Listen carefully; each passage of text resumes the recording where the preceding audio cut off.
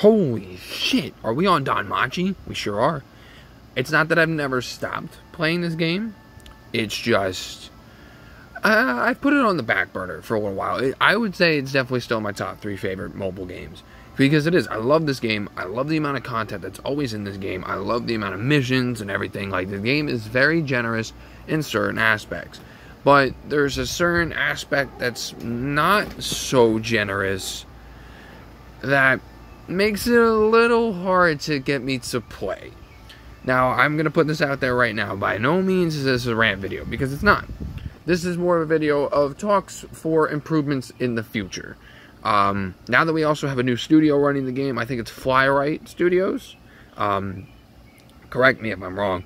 Flyrite Studios, maybe we can hope to see some better improvements in the future. Not to say that Crunchyroll Games wasn't doing a great job, because they built a great game here. They built a great foundation. It's just, we're going on 2 years, and some of these improvements have never seen the light of day. So hopefully, hopefully with this new studio, we get some new spice of life changes, and that's kind of what the game needs. The game is filled with so much content. It's very generous, guaranteed units, double rates, almost all the time. The game is very generous, but there are certain things that aren't so generous, and that's the grind. So, for example, let's use Exilia books as an example. So, to get a character from 50 to 60, it costs 37. After that, to limit break the character, adds a substantial jump from 37 to about 60 large Exilia books in order to level them up 4 levels. Now, I've been doing the math. I've been doing a little bit of research over the past few days, running some Exilia quests. On the hardest difficulty, you can get about 8 to 12 large books per run, so we'll average that to 10. It takes, we'll average it up to about a minute. Now, mind you, you can clear these Exilia quests in under a minute. We're just going to round it up to a minute just for the sake of, you know, math, because I'm not running fucking half-minute things here. Absolutely not. Because it doesn't even take half a minute just getting through all the fucking things that you got to click through to get back into the mission. Anyway, so about a minute, we'll average it up to 10. That's 300 Exilia books. Cool. Adding on the stuff that it takes to get from 1 to 40, 40 to 50 to 60, that's about 60, 70 Exilia books right there. Then you limit break them. That's 60 right there. Then you limit break them again to get them to 64 to 68. That number then increases to about 70, and it substantially increases even more. So, you did a full half-hour run, and you couldn't even get your character to level 70, about 73. Because the increase, don't mind my dog panting, the increase of Exilia books is just that great. Now, that's fine. That's to sensitize you to play the game. But what if you get multiple characters that you have max bonds for? What if you get multiple characters that, you know, you have maybe not max bonds, but you have certain characters, you have certain other characters that you want to build and everything? That's a half-hour grind for almost every single character, and, you know, where's it getting you? A half-hour grind per character is pretty annoying. Now, that's just Exilia books, though. Fauna exponentially increases how much you need when you limit break them even once.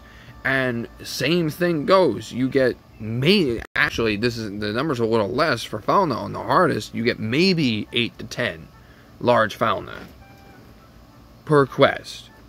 And you're going to need multiple different ones for each character. That's, I'm not going to lie, that's annoying, you know. And now let's jump into the events.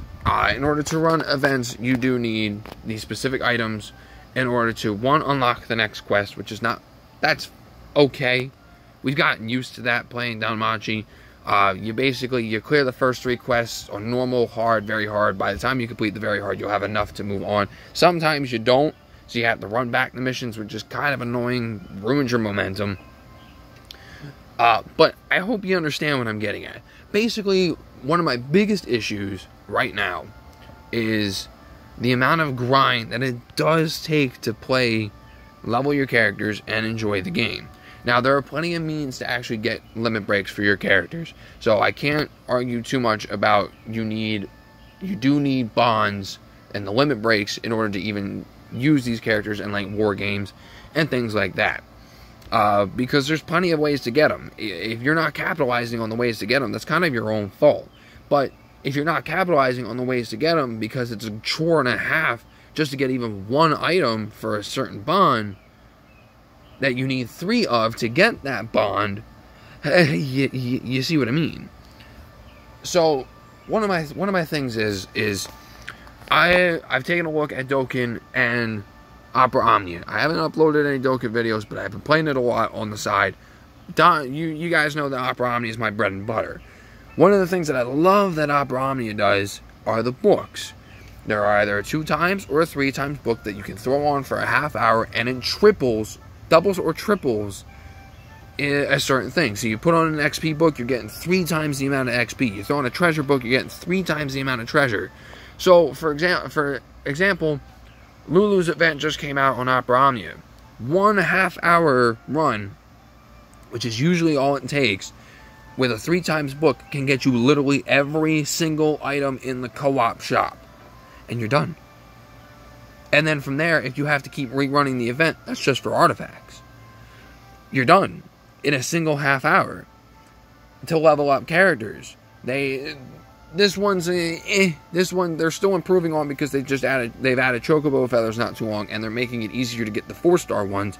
But usually it takes about a half hour run to get them from 1 to 60 if you're lucky with cactuars. Easy peasy. You're one and done.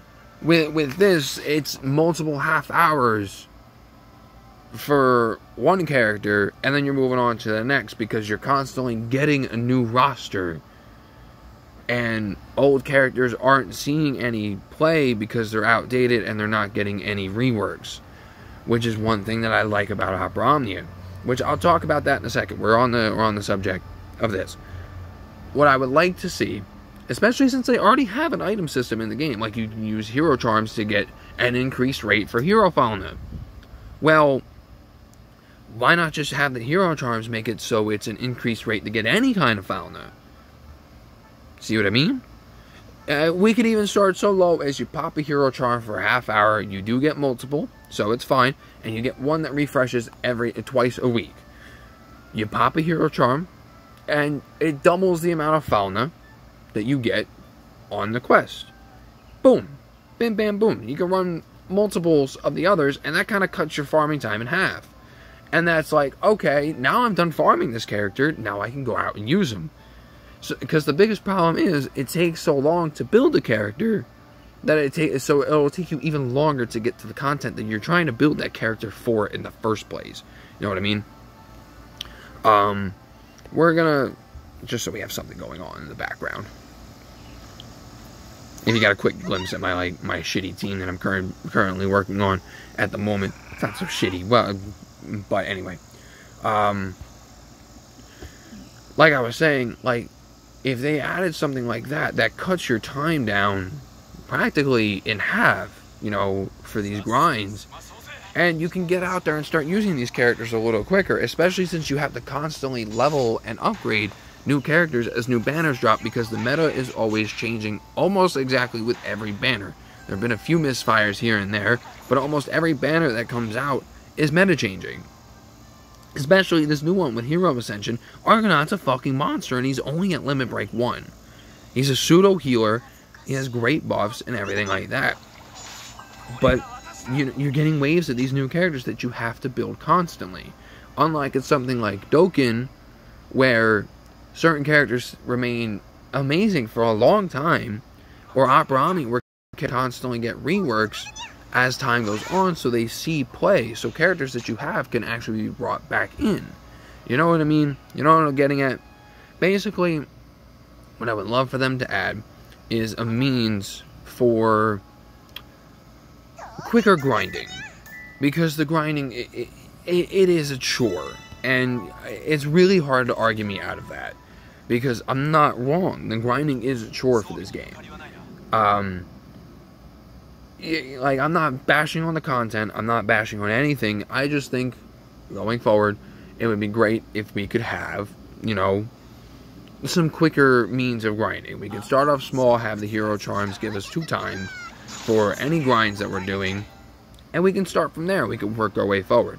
The next thing is to my knowledge, there currently is almost no way to farm outside of dispatch quests. There's no way to farm the upgrade materials for leveling the weapon. There's plenty of means of getting the upgrade materials so you can forge and, you know, make weapons, but not to upgrade them. So, you know, obviously that needs a little bit of an adjustment. We can use, it's another boost event. You just run in, you know, grab some of that, much like the Exilia books. Makes it a little more of a grind, but, you know, hey, it's a start. The next thing that I think would be an improvement would be something we could start out with, because I know this is definitely going to need some tweaking, because it could potentially break war games.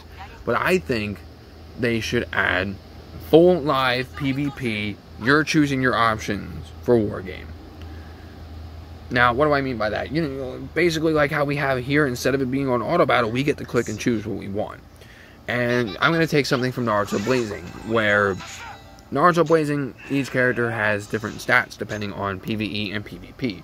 We don't need different stats. We don't. I believe we do need different effects for certain things. Just not even new effects, cooldown rates, because there are a lot of things in this game that are spammable as fucking hell for war games, especially like healing things or poison or other things like that. So they could implement cooldown rates on abilities in war games.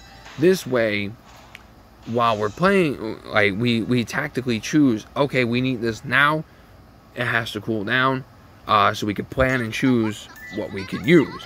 This way, we're not potentially breaking the game. You know, we're not breaking the game by spamming shit over and over in war games. That would just make it unfair. That would just make it unfun. Add some cooldown rates, bam, we're cooking now. So, like, for example, the Wealth that I have on my team, he has an ability where it increases the endurance and increases the penetration rate needed on the opponent. That's spammable as hell, because even though it covers 4 turns, you can just keep popping that. So, like, every second turn, just so it never goes away, and that's really all that Wealth is needed for. Something like the Argonaut, he has a thing where he applies a 25% HP regen onto the team. That is spammable. Healers. This is going to sound a little, maybe you're talking a little too much now, but healers, that's definitely spammable. You pop it, everyone's at full back at full health. You just have them keep doing that every single turn. That's spammable as hell. Give them cooldown rates. So, what I'm asking is live action, you know, real-time PvP, kind of like what we have now, because we have to search for opponents and everything, but make it so we can play it, and certain abilities have cooldown rates so we're not breaking the fucking game. After that, I would definitely say the boosted item drops can be applied to not just the fauna and everything, but even to the events. Because, like I was talking about before, there are going to be certain times where you actually don't have enough of that item to keep moving on to the event. So you have to run back like very hard to get that item, and then you can go back and continue on to the normal. That kind of breaks your momentum, it breaks your grind. It gets annoying, because then, like, it's just adding more to the grind that you need to do in the first place.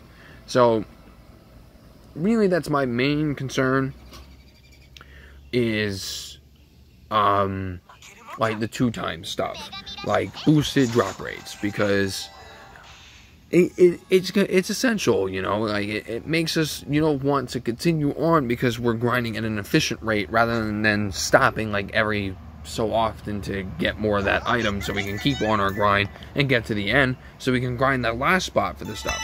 The drops that we can pick up from these items are generous enough. Each event will give you one of the heroes items so you can get bonds and everything. That's fine. They drop events often enough. So honestly, if you're not getting them, it is your own fault. But it's understandable if you're not willing to sit down for the grind, because it's a lot. It takes away a lot. And when you could just finish that grind in about a half-hour run, like on something like Opera Omnia, and then you can move on and start fooling around with other things. So that's basically what I'm getting at. Like I said, this is not a rant video by any means. This is just kind of hopes for the future. Spice of life. Some improvements that we can have in the future so we can, you know, not ruin our incentive to actually play the game, but make it go a little quicker so we can enjoy other aspects of the game than just grinding to build characters as they come out. And reworks for old characters would be absolutely fantastic. Sparkle Princess Eyes and Alphonse Lafia, they were meta for a long time. Now they're gone. Hey, if they rework those characters, they can easily come back. That's kind of all I'm asking for. Not a rant by any means, just improvements for the future. What do you guys think would be good improvements that you would like to see? What would you guys want to see to come to the game to improve your feel for it and all that? Don't mind my dog. Let me know in the comments below. See what your thoughts are. See what you guys think. If you agree with any points, if you disagree with anything like that. I'm open for any discussion. But thanks for watching, guys. I'll see you in the next one.